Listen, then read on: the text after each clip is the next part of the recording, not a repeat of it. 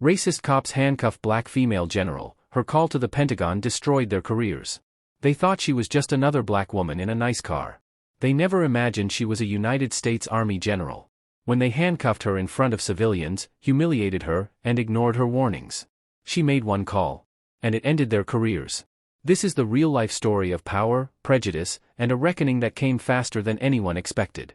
It was just past 7 p.m. on a Friday in Virginia. Brigadier General Cassandra James had just left a base meeting. Dressed in civilian clothes and driving her black 2023 Mercedes, she was looking forward to a quiet dinner and some rest. But as she changed lanes to exit the highway, red and blue lights flashed behind her. She pulled over immediately. 2 officers approached, one with his hand already on his weapon. "License and registration," one barked. "May I ask why I'm being stopped?" General James responded calmly. The officer didn't answer. She handed them her documents. And that's when everything spiraled. The second officer looked at her name and smirked. "You're not the owner of this car. This is government property," he said. "That's correct," she replied. "I'm a brigadier general in the U.S. Army. That vehicle is government issued." The officers laughed. "A general? Ma'am, do you have any idea how many times we've heard that?" Before she could respond, one of them motioned her out of the car. "No, I'm not stepping out. I haven't done anything wrong." They didn't wait.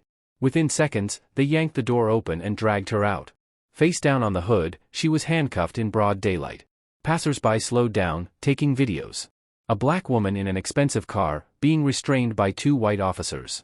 It looked like just another viral moment waiting to happen. No one knew she was one of the highest-ranking women in the U.S. military. "I'm a general," she said again. "You're making a serious mistake." One officer sneered. "If you were a general, we'd already know. You're just another civilian thinking you're above the law." But she wasn't done. With one hand painfully cuffed, she turned slightly. "Call the Pentagon. Tell them you've detained Brigadier General Cassandra James." They rolled their eyes. She asked to call her aide. They refused. Big mistake. Minutes later, a third officer arrived, older, more experienced. He took one look at her ID, scanned it, and froze. "You said your name was? General James?" "Yes. You can verify through DoD credentials." He walked back to his vehicle, made a call. And within 5 minutes, everything changed. An encrypted call had gone straight to the Pentagon. Within minutes, her commanding officer, a 3-star general, was alerted. And within the hour, the entire base command in Virginia was activated. By then, General James had already been released, but the damage was done. The officers? Silent. Pale. They finally began to understand what they'd done. But it was too late.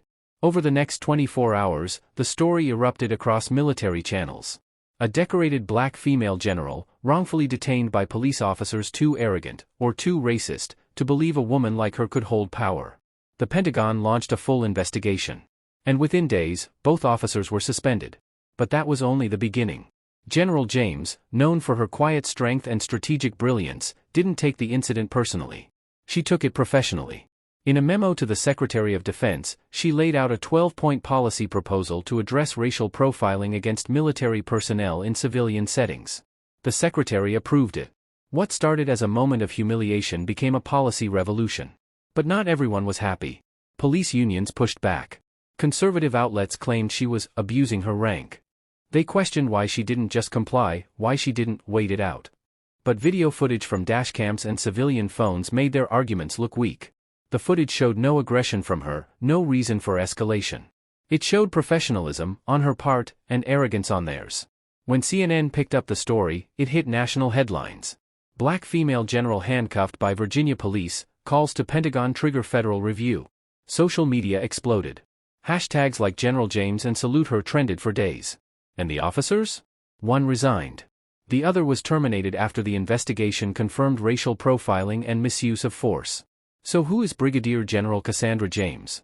Born in Atlanta, raised by a single mother, she enlisted at 18. Deployed twice to Iraq. Graduated from West Point. She became the first black woman to lead an armored brigade overseas. And at just 47, she was appointed Brigadier General, the youngest woman in her division to earn that rank. Her track record? Impeccable. Her reputation? Untouchable. Until 2 officers saw her skin, her car, and her silence, and thought they saw a criminal. She would later say in an interview, "I've served this country for nearly 3 decades. I've led troops in combat. And yet, none of that mattered the moment they saw a black woman behind the wheel of a nice car.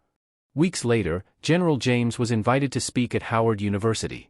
She stood on stage, crisp uniform, shoulders back, and delivered a message that struck a nerve. Respect is not given because of rank. It's withheld because of racism.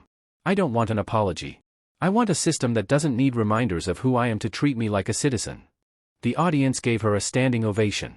Clips from the speech went viral on TikTok and Instagram. Students called her the new face of military leadership. Others called her the woman who made the system blink. General Cassandra James didn't raise her voice. She didn't threaten revenge. She didn't need to. All it took was one call.